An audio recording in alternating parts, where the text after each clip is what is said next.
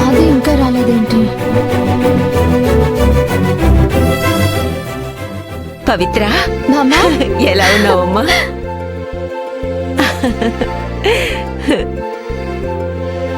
ఎలా ఉన్నావు బామ్మా? బాగున్నానమ్మా. తాతయ్య రాలేదా? రాలేదమ్మా. సరే రా కూర్చో. రా బామ్మా, నేను వెళ్ళి వాటర్ తీసుకొస్తాను, నువ్వు కూర్చో. ఇప్పుడేం వద్దమ్మా, నువ్వు కూర్చో.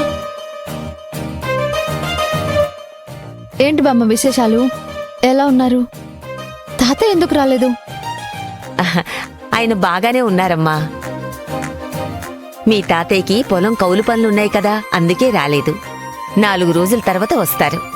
బామ్మ, మీరు ఊరు వెళ్ళిపోయాక నాకసలేమీ తోచట్లేదు.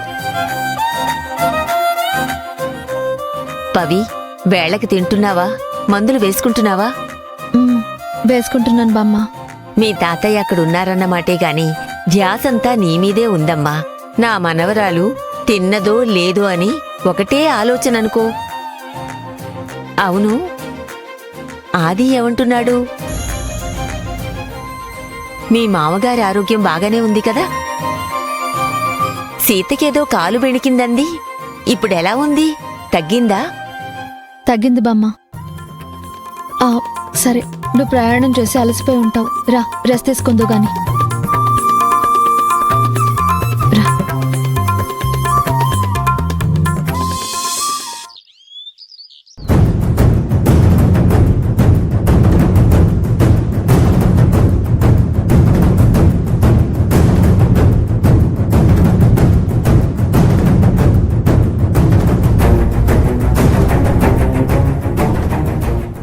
సరోజా, ఏంటండి?